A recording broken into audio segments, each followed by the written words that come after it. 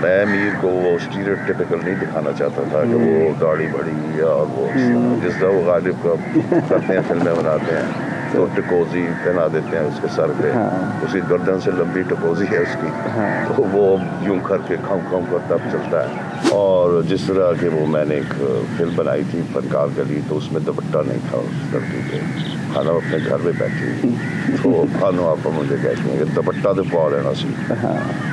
میں نے کہا وہ کوئی نیوز پڑھ رہی تھی دوپٹہ پہنا دے, وہ اپنے گھر میں بیٹھی ہوئی ہے, تم پنجابی ہو, پنجابی کیوں نہیں لکھتے, اور اس طرح کی باتیں ہیں. اچھا, تو وہ مطلب لوگ کیوں نہیں لکھتے سر آپ پنجابی؟ نہیں, کیا چیز ہے جو ہر سال امریکہ سے لے آتی ہے؟ بھائی دیکھو ایک جسے کہتے ہیں نا موویبل فیسٹ, کہ وہ جہاں بڑے پلے ہوتے ہیں, بچپن گزرا ہوتا ہے, جوانی گزری ہوتی ہے, وہ تو آپ کے ساتھ رہتی ہے. آپ کی یعنی کیمسٹری جو ہے, پرسنالٹی یا جو بھی آپ کو ہے شخصیت, اس کا خبیر وہاں سے ہوا ہے. تو اس لیے ظاہر ہے ہم تو آتے رہیں گے, ہمارے ساتھ چلتا رہ جائیں گے, ہم پیدا ہوئے چاہے ہم کہیں بھی رہیں. سر جہاں آپ نے وقت گزارا, اب میں اس جگہ کا ذکر کروں گا جہاں سے آپ نے تعلیم حاصل کی, ایک فیمس پاکستان کا ادارہ گورنمنٹ کالج لاہور. جی سر اس ٹائم کے بارے میں بتائیں کہ وہ جو گورنمنٹ کالج کا ماحول تھا, اس نے آپ کو سرمد صحبائی بنانے میں کوئی کردار ادا بھی کیا, یا بس وہ ایک ٹائم تھا جو گزر گیا اور اس کے بعد چیزیں بہت زیادہ آپ پہ واضح ہوئیں؟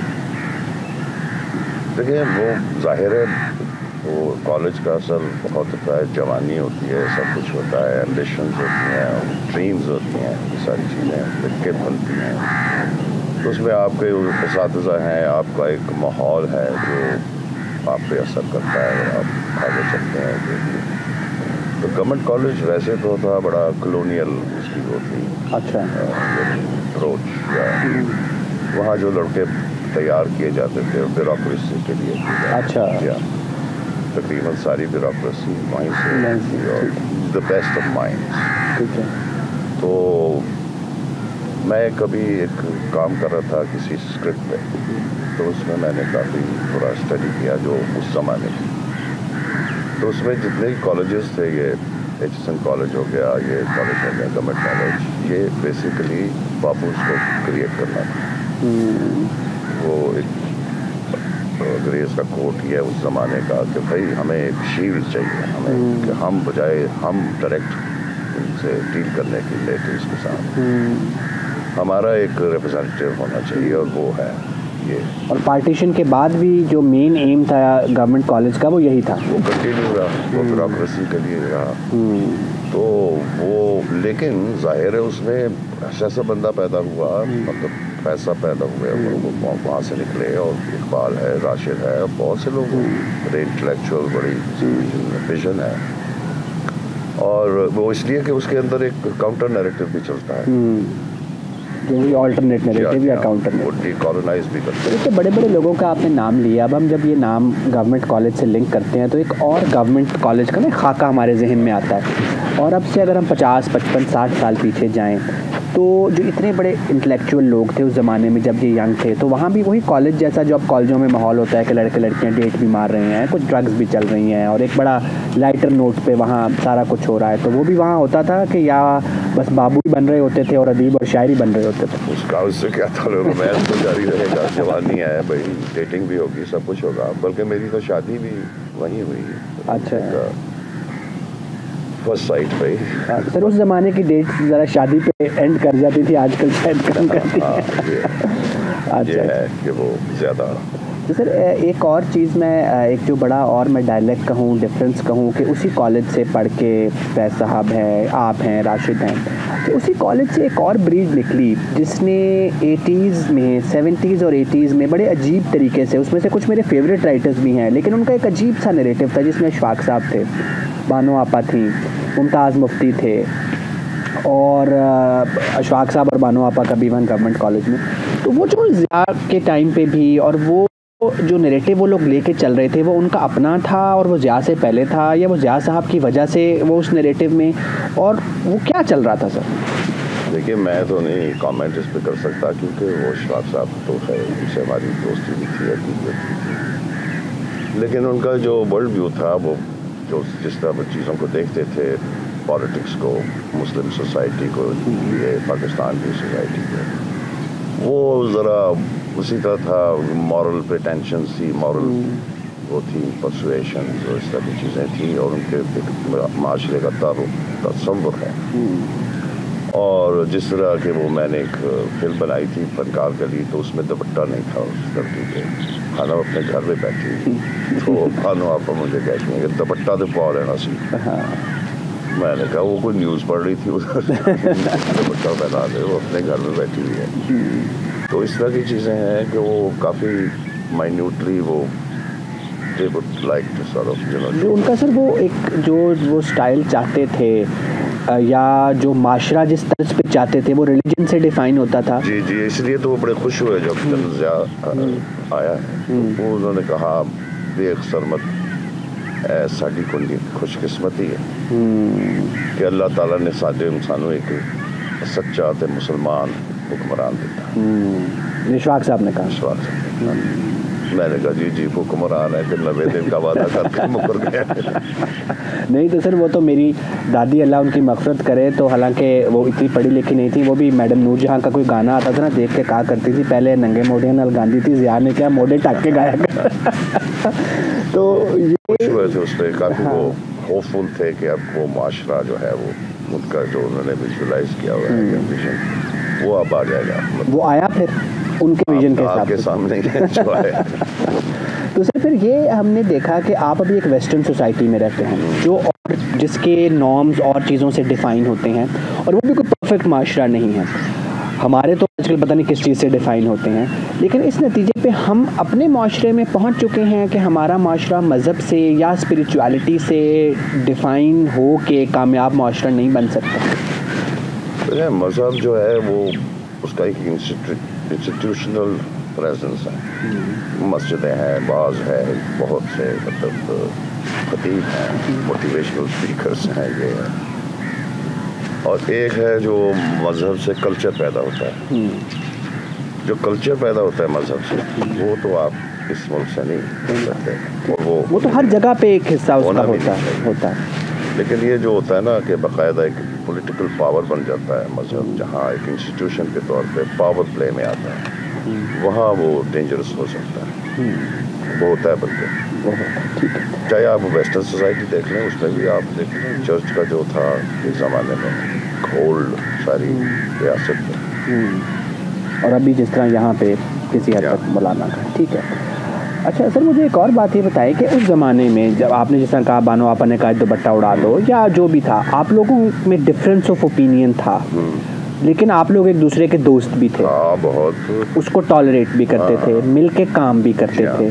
اوور دا ایئرز یہ چیز اب شاعروں ادیبوں میں بھی اور اوور آل معاشرے میں بھی آپ کے خیال میں کم نہیں ہو گئی کہ اب ہم ہمارے ڈفرینٹ نیریٹو والے کی ہم شکل دیکھنا بھی پسند نہیں کرتے؟ یہ تو اپنی ذاتی سطح پہ تو میرا تو کوئی ایسا مسئلہ نہیں ہے. میں تو کہتا ہوں ٹھیک ہے جی، پلورل ایک پلورلٹی ہونی چاہیے. جیسا زبان کے مسئلے پہ بہت لڑائی جھگڑے ہوتے ہیں ہمارے دوستوں میں کہ بھائی وہ تم پنجابی ہو، پنجابی کیوں نہیں لکھتے، اور اس طرح کی باتیں. اچھا، تو وہ مطلب لوگ کیوں نہیں لکھتے سر آپ پنجابی؟ نہیں، میں تو ضرور مجھے کوئی اس کے وہ نہیں ہے کہ میں نے پنجابی میں نہیں لکھنا. میں تو پنجابی میں لکھا، ایک فلم کی، ڈرامے لکھے پنجابی میں. شاعری میں بہت کم اس میں، کیونکہ میری وہ اصل میں جو کریٹو یوز آف لینگویج ہے وہ لینگویج کو ڈلنک کر دیتی ہے اس کی سوشل ہیرارکی سے، جو اس کے سوشل کوڈز ہوتے ہیں. جس طرح انگریزی زبان میں آپ دیکھیں کہ آپ خوشونت سنگھ کو پڑھیں تو لگے گا وہ پنجابی میں لکھ رہا ہے. ایسے ہی یا توفیق رفعت صاحب کی نظمیں پڑھ لیں انگریزی میں، کہ بڑے شاعر ہیں وہ، ان کی نظمیں پڑھیں آپ کو لگے گا کہ وہ بالکل ماحول وہ بن جاتا، سب کچھ وہ ہے. کیونکہ مادری زبان کا مطلب زبان نہیں ہوتی نا، اس میں وہ فیلنگز ہوتی ہیں، دریا ہوتے ہیں، پہاڑ ہوتے ہیں، ساؤنڈز ہوتی ہیں، پورا ماحول ہوتا ہے. وہ ریفلیکٹ کرتا ہے. زبان تو ایک فنکشن کے طور پہ آ رہی ہوتی ہے، ایک گرامر ہے، ایک وے آف کمیونیکیشن ہے جو سارے اس ماحول کو پہنچاتی ہے. تو وہ جو ماحول ہے وہ اس کو پھر سبورٹ بھی کرتا ہے نا، اس کی زبان میں ایک اور لیئر پیدا کرتا ہے. منٹو صاحب کی زبان دیکھ لیں، لگتا نہیں ہے کہ پنجابی ہے، بالکل ایسے ہی. تو یہ کوئی پرابلم نہیں ہے اس طرح کی. جیسا خسرو نے کہا کہ بھائی شاعر کی زبان تو شاعری.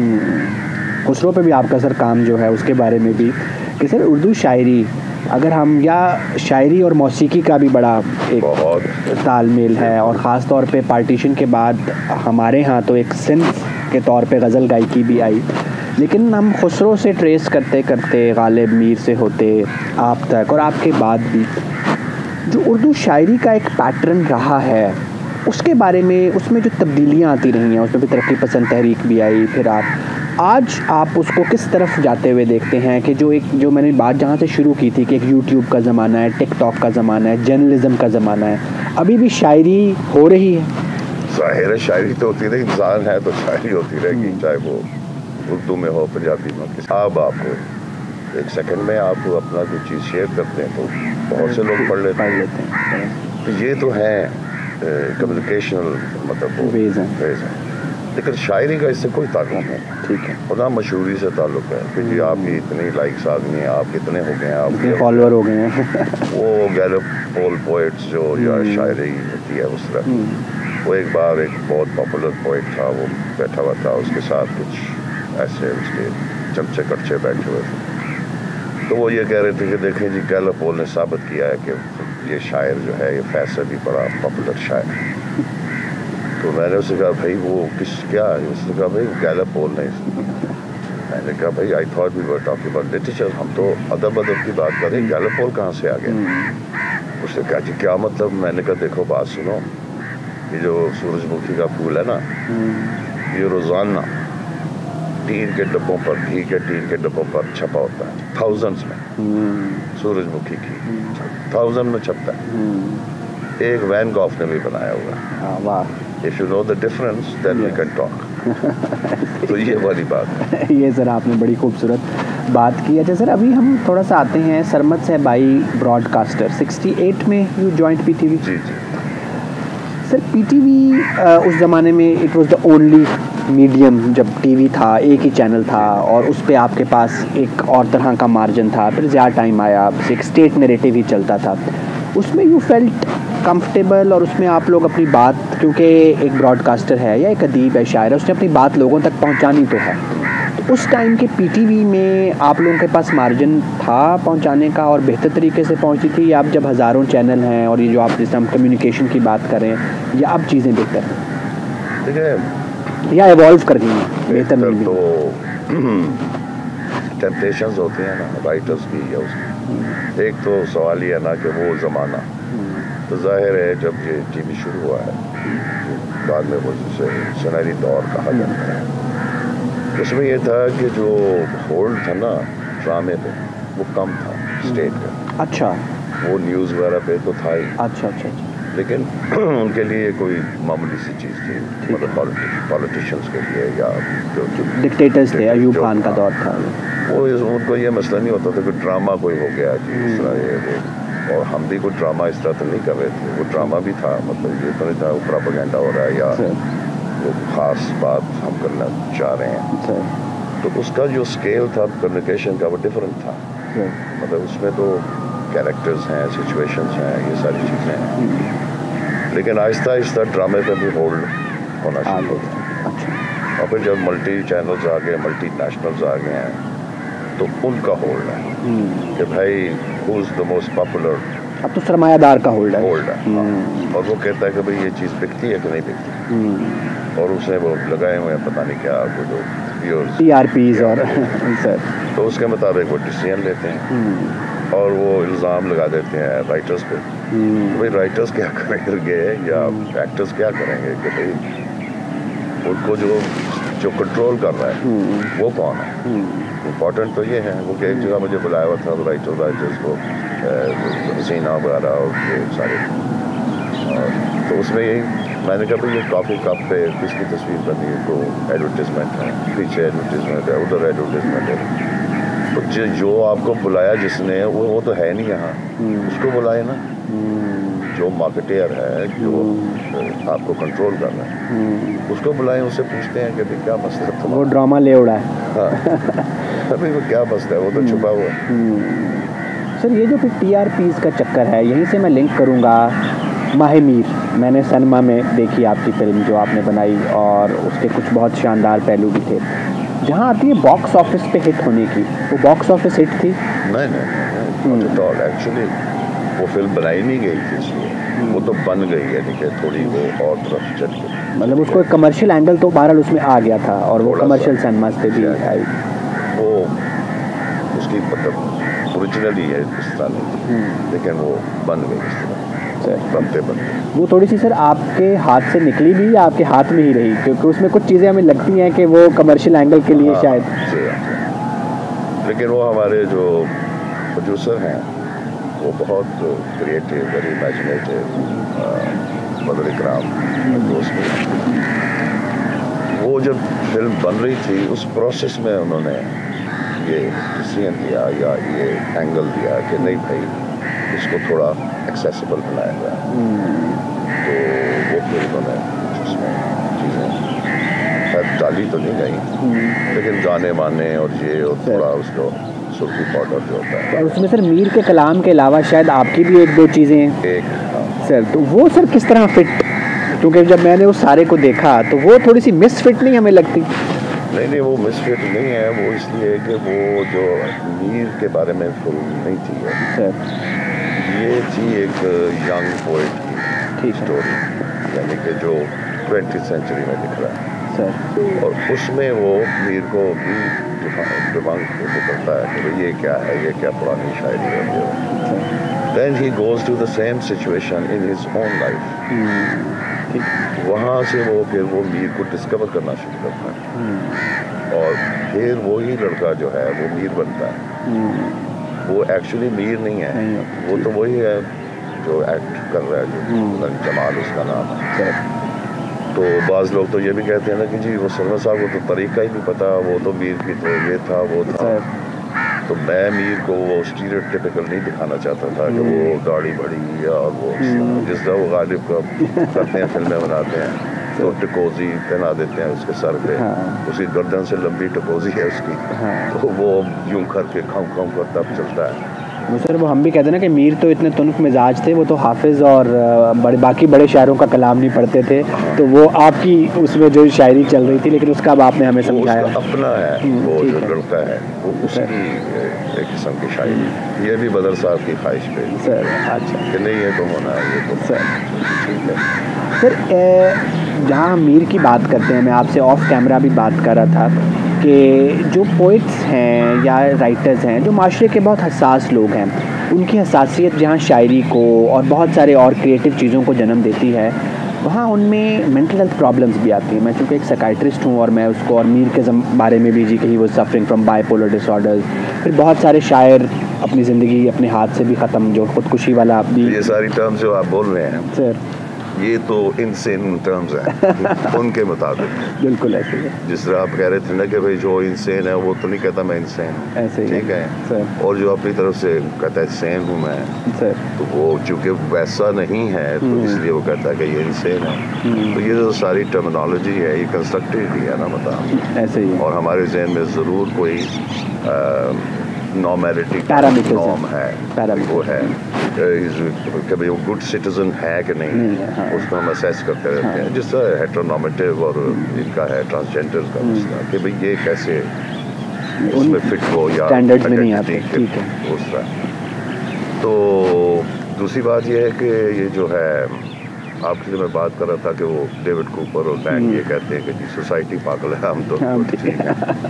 تو اس کو ریورس کر کے دیکھا جائے تو وہ لک ایٹ وین گوف ہے, اس کو لوگ پاگل ہی سمجھتے, وہ تو اسکیزوفرینیا اس کو تو وہ ٹھیک ہے. اب ہم کہہ رہے ہیں نا, مگر اس کا ایکسپیرینس پتہ نہیں کیا تھا. ایک بندہ اپنا ایک باڈی پارٹ کاٹ رہا ہے, اور تو وہ آپ کے لیے مختلف ہو گیا نا, اس کے لیے کچھ بھی نہیں, اس کو محسوس ہی نہیں ہوا. تو پھر تو وہ جس ایکسپیرینس سے گزر رہا ہے اس کو ہم ایویلویٹ نہیں کر سکتے, نہ اس کو ہم اس طرح جج کر ریزن آؤٹ کر سکتے ہیں with the same tools which are applied to a normal person. ٹھیک ہے.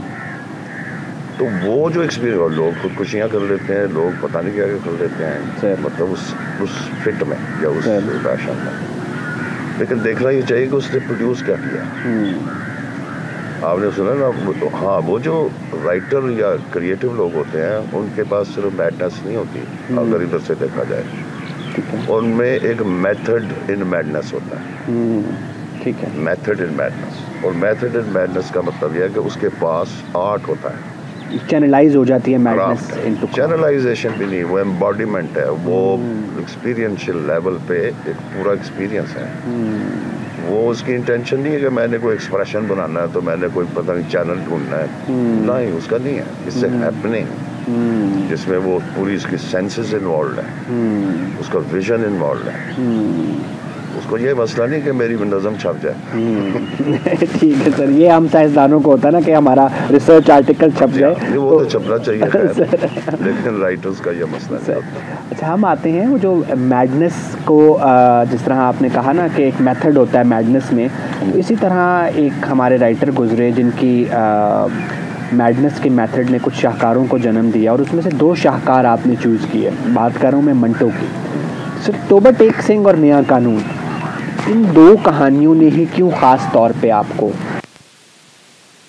مجھے تو اس کی اور بھی کہانیوں نے پکڑا ہے اور میں وہ بنانا بھی چاہتا ہوں، لیکن اس میں تھوڑی ذرا وہ مسائل آ جاتے ہیں ویژولی. جیسا موزیل ہے تو اس میں نیوڈیٹی ہے، تو اس کے بغیر بات نہیں بنتی. اس طرح اور بھی چیزیں ہیں ان کی چھوٹی موٹی جو کہ بہت انٹرسٹنگ ویژولز ہیں ان کے، اور بڑی ری انٹرپریٹ ہو سکتی ہیں چیزیں. تو میں نے تو ان کی 2 سٹوریز، میں نے 3 کی ان کی سٹوریز. ایک سوگندھی کی، ہتک کی وہ کیا میں نے، اور ایک نیا قانون کیا، اور ایک توبہ ٹیک سنگھ کیا. تو اس میں جو ہے کیا اسے کہتے ہیں، یہ جو توبہ ٹیک سنگھ ہے اس میں بھی تو وہ ہے نا کہ وہ سینٹی ورسز انسین، ایک انسین سوسائٹی ہے اور اس کو پاگل کہہ رہی ہے، اور وہ پاگل ہے اور وہ کس طرح دیکھ رہا ہے، اور اس کی کیا، اس کی انڈرسٹینڈنگ کیا ہے ان دی پولیٹیکل ٹرمز. وہ ہے نو مینز لینڈ کی گیم، اور اس کے پیچھے ظاہر ہے پارٹیشن ہے. تو اسے سمجھ نہیں آتی کہ یہ توبہ ٹیک سنگھ تو ابھی یہاں تھا، کدھر چلا گیا، ادھر چلا گیا. So Toba Tek Singh itself becomes a great metaphor, جو کہ توبہ ٹیک سنگھ نام، بشن سنگھ بیکمز توبہ Tek Singh in that sense. وہ اپنے پنڈت سے پوچھتا ہے یعنی کہ ڈیوائنلی کیا ڈیفائنڈ ہے یہ، تو کہتا ہے ابھی حکم نہیں ہوا اس کا، یعنی ریلیجس ریفرنس ہے اس کا. پھر وہ وکیل کے پاس جاتا ہے، کہتا ہے توبہ ٹیک سنگھ کدھر ہے، تو وکیل بھی پاگل ہے، وہ بھی نہیں بتا سکتا. ڈاکٹر کے پاس سرجن کے پاس جاتا ہے جو. تو یہ ساری چیزیں ہیں جو اوریجنل افسانے میں تو نہیں ہیں، لیکن ان کی ہنٹس ہیں. تو چونکہ آپ نے ایک میڈیم سے دوسرے میڈیم میں جانا ہے تو اس میں فلیش آؤٹ کرنا ہے کیریکٹرز کو، ان کی بیک ہسٹری ہے ان کی، وہ آپ کو پتہ ہونی چاہیے. وہ کیوں میڈ ہوا، کیا ہوا، پارٹیشن کے کچھ ٹراما کیا ہے. تو اور پھر اینڈ میں وہ جا کے کہتا ہے کہ وہ جو پولیس وہ جو گارڈز ہوتے ہیں وہ کہتے ہیں کہ بھائی مرا کہاں، نو مینز لینڈ میں مرا. تو کہتا ہے جسٹ امیجن کہ اگر ساری دنیا ہی نو مینز لینڈ ہو جائے تو. ساری دنیا نو مینز لینڈ ہو جائے، نو بارڈرز. میں تھوڑا سا ایک لٹریرو پولیٹیکل ایک سوال کرنا چاہتا ہوں جو میں اکثر اپنے گیسٹ سے کرتا ہوں، کہ ایک تو بات یہ ہے کہ میرے لیے ایز اے پرسن اس بات پہ بڑا پرابلم مجھے فیل ہوتا ہے کہ یار جہاں میرے دادا بغیر ویزے کے جا سکتے تھے، مجھے وہاں جا ہی نہیں میں سکتا. پھر ایک ملک اور بنا جہاں میرے والد صاحب جا سکتے تھے، پھر مجھے بھی، مطلب ہم ایک ایولیوشن کے ساتھ ہم پیچھے کی طرف جا رہے ہیں اور بارڈرز جو ہیں. دوسرا یہ جو پارٹیشن کا ٹراما ہے، یہ ہم ٹرانس جنریشنل ٹراما کیری کر رہے ہیں، جس کے کچھ پولیٹیکل ریزنز بھی ہیں، چونکہ ہم ابھی تک ہوا میں ہی ہیں 76 سال میں. یہ جو توبہ ٹیک سنگھ کی میڈنس ہے، اور میں آج بھی ایک سائکائٹرسٹ کے طور پہ ایک اجتماعی بے چینی کا جو ہمارا معاشرہ شکار ہے، تو منٹو صاحب نے بھی بہت آگے دیکھا، تو یہ تو پھر توبہ ٹیک سنگھ ہی جنم لیتے رہیں گے. یہ کیس کہاں تک جائے گا سر؟ یہ ٹراما کسی طرف لگے گا بھی، پروسیس ہوگا؟ دیکھیں ایک ہوتی ہے نا ایسی فیک اسٹیبلٹی ہوتی ہے جسے آپ اسٹیبل کہتے ہیں, وہ بھی فیک اسٹیبلٹی ہوتی ہے, کیونکہ سوسائٹی بیسڈ اس پہ ہوتی ہے, پاور ہیرارکی پہ. جو ہی آپ سوسائٹی میں داخل ہوتے ہیں power game starts, power hierarchy starts. آپ اٹھتے ہیں, دفتر جاتے ہیں, باس بیٹھا ہوا, یہ ہے وہ ہے, سب کیٹیگرائزڈ ہے. تو وہ تو رہنا ہے, وہ تو رہنا ہے. اور یہ ٹربولنس یہ سارا اس پہ ایک فیک اسٹیبلٹی ہوتی ہے. جو بڑی بڑی مطلب ویسٹرن کنٹریز ہیں وہ ایک اسٹیبلٹی ہے. لیکن اگر آپ اس کو کھول کے دیکھیں تو آپ کا خیال ہے کہ امریکہ کی سوسائٹی سین ہے؟ وہ تو سب سے زیادہ, تو پھر سائیکوپیتھی اتنی زیادہ ہے کہ 80 بندوں کو ایک بندہ مار دیتا ہے, بچوں کے اسکول میں مار دیتا. تو پھر تو وہ انسینٹی تو رہنی ہے, اور اس کا گیم پلے چلتے رہنا ہے. اور وہ پھر پولیٹیکلی کیسے یوز ہوتی ہے, کلچرلی کیسے یوز ہوتی ہے, یہ ساری چیزیں چلتی ہیں. ہیومن, آپ کا یہ کہنا ہے کہ ہیومن انسٹنکٹ میں ایک انسانٹی کا پہلو موجود ہے جس کو پولیٹیشین اور وہ اپنے اپنے ٹائم پہ اپنے اپنے طریقے سے یوٹیلائز کرتے ہیں. دس از ویری امپورٹنٹ سر, یہ ایسا. تھینک یو سو مچ سر. تو ویورز, آج جو سب سے اچھی اور امپورٹنٹ بات مجھے وہ لگی کہ ہر انسان میں انسٹنکٹ میں ایک انسانٹی کا پہلو ہے جس کو پولیٹیشینز, جس کو معاشرے کے ٹھیکیدار غلط طریقے سے استعمال کرتے ہیں, ایک میچ انسانٹی کریٹ کرتے ہیں. تو اگر ہم سارے اپنے اس انسانٹی کے پہلو پہ تھوڑا سا کام کریں اور اس میں میتھڈ ڈال دیں تو پھر ہم آئنسٹائن بھی بن سکتے ہیں, میل بھی بن سکتے ہیں, اور سرمد صاحب بھائی بھی بن سکتے ہیں. آخر میں ہم سرمد صاحب سے ریکویسٹ کریں گے سر, ایک نظم اور ایک غزل, اس پہ ہم ختم کریں. سر ہم فرمائشیں زیادہ کر رہے ہیں, سوری اباؤٹ اٹ, لیکن آپ ہمیں پوری کر دیں گے فرمائش. بس یہی ہو سکتا ہے میری طرف سے, شاعری ہو سکتی ہے اور کچھ نہیں ہو سکتا. آپ مجھ سے نہ ایکسپیکٹ کریں کچھ سولوشن ہے میرے پاس یا کوئی ریڈی میڈ ٹولس ہیں جو میں آپ کو پیش کروں. کاش کے ہوتے. پھر وہ آپ کے دوستوں کے پاس تو وہ بابوں والے تھے نا, جو اشفاق صاحب تھے, اور ان کے پاس تو بابے تھے سولوشن والے. آپ کے پاس بابے نہیں ہیں. بابا کیا کرنا ہے, ہم خود بابے ہو. اچھا, یہ میں آپ کو ایک غزل سنا دیتا ہوں. صدائے گریا جو ہر شام گھر سے آتی, صدائے گریا جو ہر شام گھر سے آتی, یہ باز گشت ہے دیوار و چھت سے آتی ہے. واہ واہ واہ واہ واہ. صدائے گریا جو ہر شام گھر سے آتی ہے, یہ باز گشت ہے. صدائے گریا جو ہر شام گھر سے آتی ہے, صدائے گریا جو ہر شام گھر سے آتی ہے, یہ باز گشت ہے دیوار و در سے آتی ہے. کبھی جو آیا نہیں اور کبھی نہ آئے گا, کبھی جو آیا نہیں اور کبھی نہ آئے گا, اسی کی چاپ ہر ایک رہ گزر سے آتی ہے, اسی کی چاپ ہر ایک رہ گزر سے آتی ہے. کڑپتی دھوپ میں بھی دل کوئی تسلی, کڑپتی دھوپ میں بھی دل کوئی تسلی ہے, نہ جانے چھاؤں سی یہ کس شجر سے آتی ہے. واہ واہ واہ واہ. کڑکتی دھوپ میں بھی دل کوئی تسلی ہے, نہ جانے چھاؤں سی یہ کس شجر سے آتی ہے. جسے بھی دیکھیں وہ آرائش طلب میں ہے, جسے بھی دیکھیں وہ آرائش طلب میں ہے, متاع بے طلبی کس ہنر سے آتی ہے. واہ واہ, کیا کہنا, کیا کہنا. جسے بھی دیکھیں وہ آرائش طلب میں ہے, متاع بے طلبی کس ہنر سے آتی ہے.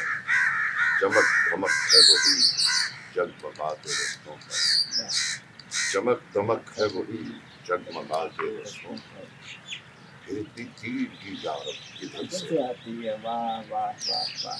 چمک دمک ہے وہی جگمگاتے رستوں پر, پھر اتنی تیر کی یارب کدھر سے آتی ہے. یہ کون لوگ ہیں جو ساتھ چل رہے ہیں میرے, یہ کون لوگ ہیں جو ساتھ چل رہے ہیں میرے, یہ بوئے غیر مجھے ہم سفر سے آتی ہے. واہ واہ واہ. یہ کون لوگ ہیں جو ساتھ چل رہے ہیں میرے, کہ بوئے غیر مجھے ہم سفر سے آتی ہے.